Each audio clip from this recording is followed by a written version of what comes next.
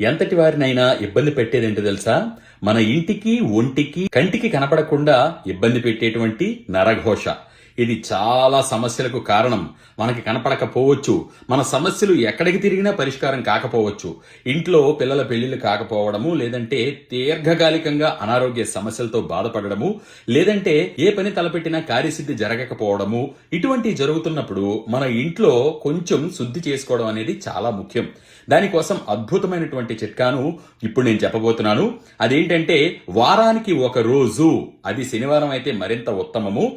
ప్రతి శనివారం కూడా ఒక 100 గ్రాముల సాంబ్రాణి పొడిలో 50 గ్రాముల వసకొమ్ము చూర్ణము, అది మీకు ఆయుర్వేద మూలికలు అమ్మే ప్రదేశాల్లో దొరుకుతుంది. దానిని రెండింటినీ బాగా కలపండి.